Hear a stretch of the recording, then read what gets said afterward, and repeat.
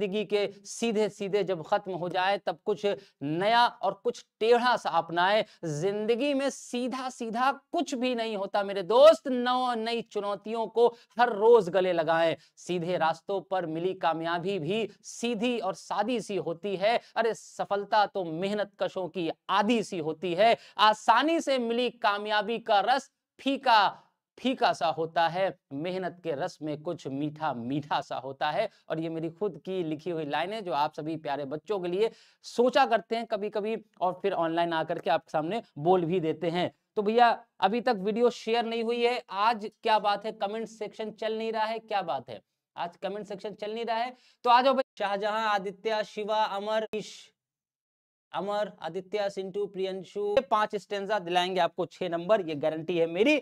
और स्टार्ट होने करेंगे क्योंकि टाइम आ गया पढ़ने का, यूपी बोर्ड के एग्जाम बहुत ही करीब हैं। अब चाहे आप सीबीएसई को, क्योंकि ये है एनसीईआरटी की बुक, एनसीईआरटी में फ्लेमिंगो बुक आती है और फ्लेमिंगो के ये 5 स्टेंजा हमने लिए हैं जो आपकी पोएट्री सेक्शन से उठाए हैं। तो हो गए, चलो 250 पे स्टार्ट करते हैं और ये सेशन जितना हो सकेगा शेयर करेंगे। तो आपका पहला जो स्टेंजा आपका होगा, उससे पहले आप ये देख लें कि हमें आज डिस्कस क्या करना है। देखो बच्चे, इसमें हमने 5 पोएम का इंक्लूजन किया है। इंक्लूजन करने का मतलब 5 पोएम आपके सिलेबस में, इन 5 पोएम के हमने एक एक स्टेंजा को लिया है। और वो भी कहां से लिया है? अगर आपका एग्जामिनर जो है बहुत दिमाग लगाता है तो उससे ज्यादा दिमाग हम लगा लेते हैं। ध्यान रखना, हमने आपको सेंट्रल आइडिया में भी हमेशा कहा, जब पहले यूपी बोर्ड में सेंट्रल आइडिया आते थे तो जब 10 पोएम हुआ करती थी उसमें से हम बच्चों को बताते थे बेटा टॉप 3 पोएम याद कर लो, या तो 4 से 6 याद कर लो, या तो 7 से 9 याद कर लो। उसमें से एक पोएम फंस जाएगी। एग्जामिनर हमेशा इसी तरीके से देते हैं। कैसे? लाइन बाय लाइन से, एक एक करके नहीं उठाते, बल्कि वो एक तरह से उठाते हैं। या तो पहली उठाएंगे, चौथी उठाएंगे और 7वीं उठाएंगे। इस तरह से आपको पोएम का सेंट्रल आइडिया भी देते हैं। वैसे अभी तो आपके पास केवल 5 पोएम ही है, तो 5 पोएम के सेंट्रल आइडिया याद करने में वो दिक्कत नहीं है, केवल 3 के याद कर लो। चौथी और 5वीं पोएम का सेंट्रल आइडिया आप याद ही मत करो, कोई दिक्कत नहीं है, ठीक। उसी तरीके से हमने यहाँ जो स्टेंजा उठाए हैं वो ऐसे उठाए हैं। माई मदर एट 66 है, सेकेंड पोएम आपकी an elementary school classroom, third poem आपकी है कीपिंग क्वाइट, फोर्थ पोएम है आपकी अ थिंग ऑफ ब्यूटी और 5वीं पोएम है आपकी आंट जेनिफर्स टाइगर्स। तो इसमें से हमने सबका पहला पहला स्टेंजा उठाया। पता है क्यों? क्योंकि लास्ट ईयर के पेपर और पिछले 10 साल के पेपर भी हमने उठा कर देखा तो लगभग लगभग 7 सेट में 3 सेट आपको ऐसे मिल जाएंगे। तो पहला पहला पोएम का सेक्शन वो दे देता है, स्टेंजा पहला पहला ही दे देता है। इसलिए आज पहले ही स्टेंजा पर, 5 पोएम के पहले स्टेंजा पर हम करेंगे सवाल 6 नंबर के, वो भी 2-2 लाइन के आंसर। कैसे आंसर लिखेंगे आप मेरे साथ आज सीखेंगे। जल्दी से स्टार्ट करा जाए। चलो, ये 5 पोएम है आज के पूरे सेशन की stanza based questions boards 2022 and 23। तो ये रहा आपके सामने पहला क्या नाम, स्टेंजा। और उसके बाद आपके नीचे लिखे हैं क्वेश्चंस, ये लिखे हैं क्वेश्चंस, लेकिन पहले स्टेंजा पढ़ लेते हैं। दिखाई दे रहा है सबको? I saw my mother beside me, doze open mouthed, her face ashen like that of a corpse and realised with pain that she was as old as she looked, but put that thought away. ये आपका केवल पहला नहीं है, ये आपका दूसरा है। क्योंकि दूसरा इसलिए, इससे पहले हमने पहला वाला करा दिया था आपको, इसलिए आज हमने इसका दूसरा स्टेंजा उठाया है। बच्चा ध्यान रखना, ये दूसरा स्टेंजा है। इससे पहले हम दूसरा पहला करा चुके हैं आप सभी को, इसलिए ये आपके लिए हमने दूसरा स्टेंजा उठाया है। जो भी बचेगा और स्टेंजा करने होंगे तो बेटा आप सभी के लिए विद्याकुल ऐप पर हम आपको बता दें, आप सभी के लिए जो कोर्स है वो तो है ही है। यहाँ पर ज्वाला बैच आप सभी के लिए क्लास 12th के लिए जो चल रहा है, जिसमें रिवीजन डाउट सेशन नहीं भी ले रहे हैं। ये था से उसकी राख के समान था, एशन लाइक। एशन का मतलब होता है बेटा राख। एंड रियलाइज्ड विद पेन, और मुझे अजीब सा एक दर्द महसूस हुआ। That she was as old as she looked, but वह इतनी बूढ़ी थी जैसे कि, अत्यधिक बूढ़ी, जैसे कि उसका चेहरा पेल, उसका चेहरा कलरलेस था। इस थॉट को मैंने तुरंत ही अवे कर दिया। अवे का मतलब मतलब किनारे कर दिया। क्यों कर दिया? इन पे ऊपर क्वेश्चन है, उसका चेहरा कैसा था इसके ऊपर क्वेश्चन है, फिगर ऑफ स्पीच कौन सी है इसके ऊपर क्वेश्चन है। तो ये रहे आपके सामने 5 क्वेश्चन जो बन सकते हैं। इसमें से हम आपको 4 क्वेश्चन करा देंगे, एक क्वेश्चन आपके लिए होमवर्क रहेगा, वो बताएंगे। हाँ बताओ, चला जाए, करा जाए स्टार्ट। चलो बताओ भैया। ये रहा कि what worried the poetess when she looked at the mother, किस चीज ने पोएटिस को बहुत परेशान कर रखा था जब उसने अपनी मां को देखा? क्वेश्चन नंबर 2 कि why was there pain in her realisation, उसे रियलाइज जब हुआ, क्या रियलाइज हुआ? अपनी मां की ओल्ड एज जब रियलाइज हुई तो उसे क्यों दर्द महसूस हुआ? तीसरा question, why did she put that thought away? Put that thought away यहां पर ऐड कर लेना बेटा, अवे मिस हो गया हमारे कंप्यूटर महोदय से। उसने उस विचार को क्यों किनारे रखा? चौथा, identify the figure of speech use in these lines. ऐसे ही फिगर ऑफ स्पीच के ऊपर 2 नंबर का क्वेश्चन आपसे पूछा जाएगा, ध्यान रखना। ऐसे ही फिगर ऑफ स्पीच पर 2 नंबर का क्वेश्चन आपसे पूछा जाएगा कि कौन सी फिगर ऑफ स्पीच दिए गए स्टेंजा में यूज की गई है। किसी भी फिगर ऑफ स्पीच को याद करके मत जाना, क्योंकि डेफिनेशन इस बार नहीं आने वाली। पांचवा question, who does I refer to? ये जो आई वर्ड है, यहां पर जो आई वर्ड है, ये आई किसको कहा गया? So here these are the 5 question and the stanza is from the My Mother at 66। ये My Mother at 66 जो कि पहली पोयम है आपकी किताब के अंदर। इसके ऊपर अब आंसर्स करेंगे। बच्चा बताओ, भैया शेयर नहीं कर रहे हो तो मजा नहीं आ रहा है? अरे बेटा, संदीप गुप्ता नेहा के चक्कर में कम पड़ो, नहीं तो तुम्हारा पलीता जो है हो जाएगा, पूरा खत्म हो जाएगा। वालेकुम अस्सलाम Nigar Bano, good evening, good evening. है, चलो स्टार्ट किया जाए भाई। इसका आंसर लिखते हैं। व्हाट वरीड द पोएट, किस चीज ने उसे चिंतित कर दिया था? किस चीज ने भाई?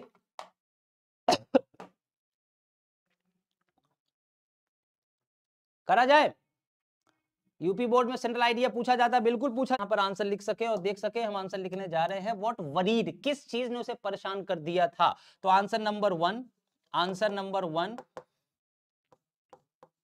The mother of poet, the mother of poet, poet की जो मदर थी या पोएटिस की जो मदर थी, वॉज पेल एंड कलरलेस। अपने आप से आप बनाकर लिखेंगे तो ज्यादा अच्छा है, कलरलेस, which indicates, जो कि इंडिकेट करती है, क्या इंडिकेट करता है? which indicate, indicate मतलब दर्शाती है, which indicates her old age, the poetess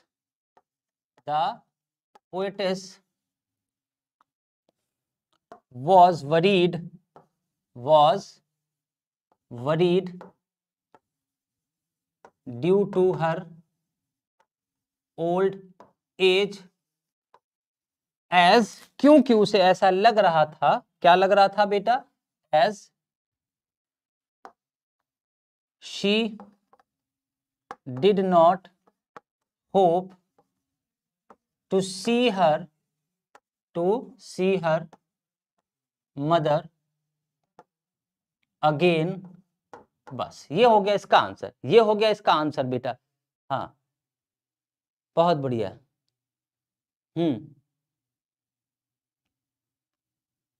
चलो देखो क्या कह रहा है। The mother of poet's, the mother of poet's जो है, माँ जो है पोएटिस की, वो पेल दिखाई दे रही थी और कलरलेस दिखाई दे रही थी। Which indicates her old as, जो उसकी बढ़ती हुई उम्र को इंडिकेट कर रहा था। The poetess was worried due to her old age age, चूंकि she did not hope to see her mother again, क्योंकि उसे उम्मीद नहीं थी कि वो अपनी माँ को दोबारा जिंदा देखेगी। उसके बाद दूसरा क्वेश्चन कह रहा है, why was there pain in her realisation.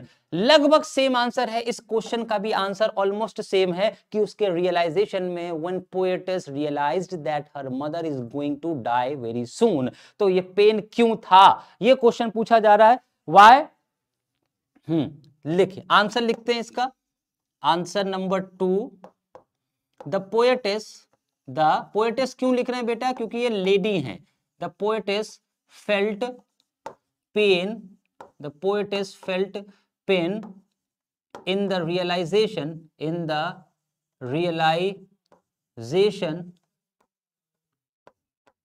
क्यों?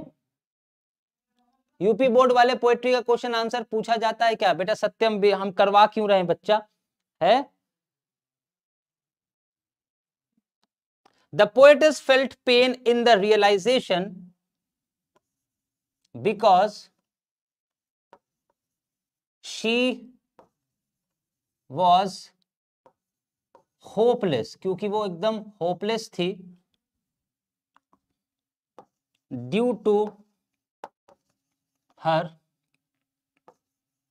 मदर्स, मां की बढ़ती हुई उम्र को लेकर, mother's growing age, growing as,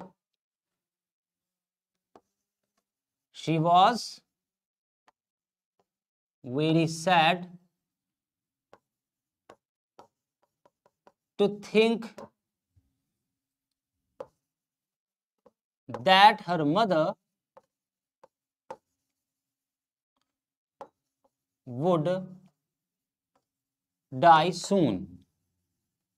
वो इस बारे में बड़ी चिंतित थी कि आखिर उसकी मां खत्म हो जाएगी और शायद उसे जल्दी देखने को नहीं मिलेगी।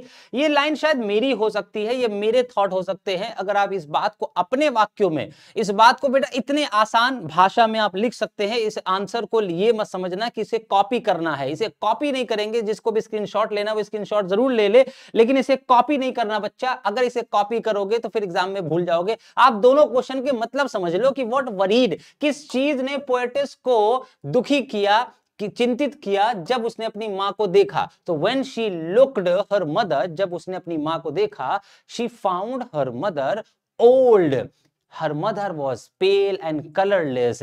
उसका जो चेहरा था वो पेल था, वो कलरलेस था। आप अपने शब्दों में लिख सकते हैं, आप सिंपल लिख सकते हैं कि the mother of poet's was looking very pale and colorless. It indicates that her mother is going to die very soon. Almost दोनों क्वेश्चन के आंसर्स ऑलमोस्ट सेम होंगे। तो जैसा भी क्वेश्चन आ जाए आपको लिखना वही आंसर है। दोनों में से कोई भी एक क्वेश्चन आ सकता है आपको। नेक्स्ट दो क्वेश्चन आपके, या तीनों क्वेश्चन ये रहे।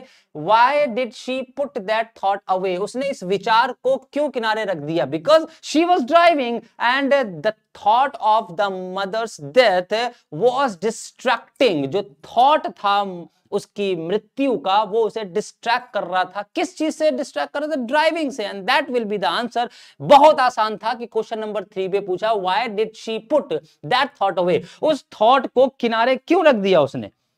हाँ, उस थॉट को किनारे क्यों? बेटा 6 नंबर का है, 6 नंबर का ये एक स्टेंजा आएगा और 6 नंबर आपके चले जाएंगे बेटा। अच्छा, तुम्हें राइटिंग लग रहा है मेरी ठीक ठाक है, इसी वजह से राइटिंग बेटा सिर्फ प्रैक्टिस से हो सकती है। सही करो, 1 महीने के अंदर अपना फर्क देखो, आ जाएगा बेटा। राइटिंग भी जो है सेट होगी। नेक्स्ट वीक से मंडे को आपको आना, आपकी झलक सबसे अलग, बहुत बढ़िया, मोहब्बत धोखा है। बताओ भाई। हाँ, चलो लिखते हैं answer number 3। Answer number 3, the poetess put that thought away because she got distracted. She got distracted. She got distracted. वो डिस्ट्रैक्ट हो रही थी, है बेटा। Figure of speech last week हम पढ़ा के गए थे, यूट्यूब पर पढ़ा हुआ है और आप उसमें नहीं थे शायद। She got distracted from driving, क्योंकि वो डिस्ट्रैक्ट हो रही थी ड्राइविंग में। ड्राइविंग का मतलब she was driving car to the Cochin airport, Cochin airport पे जा रही थी, जिस वजह से उस डिस्ट्रैक्शन को अलग करने के लिए, उस डिस्ट्रैक्शन को हटाने के लिए उसने उस थॉट को किनारे रखा। That will be the simple answer. बस इससे आसान और आंसर नहीं होगा।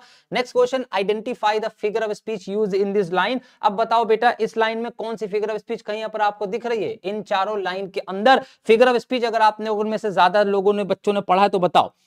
बताओ जी सर, आज ही अभी अभी चेक करते हैं। बिल्कुल चेक कर लो बेटा, लास्ट वीक हम पढ़ा के गए फिगर ऑफ स्पीच। हमने सभी पोएम की फिगर ऑफ स्पीच पढ़ाई हुई है। 1-2 पोएम शायद बची है, तो उसको हमने वादा किया था कि विद्याकुल ऐप पर उसे कंटिन्यू करेंगे। और इस तरह के जितने स्टैंजा 6 नंबर के आने वाले हैं, इन सब को हम विद्याकुल ऐप पर करने वाले हैं कंटिन्यू, तो आप वहां पर भी आकर पढ़ सकते हैं।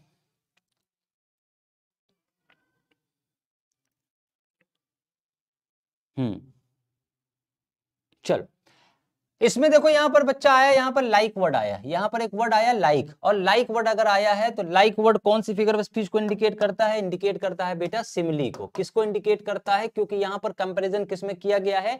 Face ashen like that of corps, मतलब उसका चेहरा और किसी मरी हुई लाश का चेहरा, मतलब जो लाश है उसका चेहरा और जिंदा आदमी का चेहरा। अब ये दो अनसिमिलर ऑब्जेक्ट हैं, जहां पर अनसिमिलर ऑब्जेक्ट में कम से कम एक चीज कॉमन हो तो वहां पर आप एज और लाइक वर्ड लगा करके, सो वर्ड लगा करके सिमिली कहते हैं कि वहां पर सिमिली फिगर ऑफ स्पीच का यूज किया गया है। तो इस लाइक से आप पहचान सकते हैं। तो आंसर नंबर 4 हो गया बेटा ये कि यहां पर आपकी जो फिगर ऑफ स्पीच यूज हुई है वो है सिमिली। ऑप्शन नंबर 4 पे सिमिली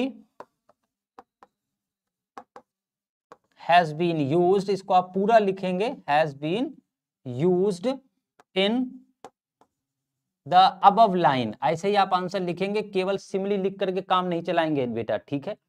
हाँ, एयरपोर्ट पहुंच जाती है तो उनकी माँ का घर कौन छोड़ता है? बेटा अब ये तो जो है कमला दास जी को हमें फोन करना पड़ेगा, है। अब हमें तो पता नहीं बेचारी, वो तो खत्म। जो होगा वो होगा आई इज यूज्ड, आई का प्रयोग किया गया है यहां पर, I is used for the poetess, poetess के लिए ही यूज किया गया है, कमला दास, कमला दास।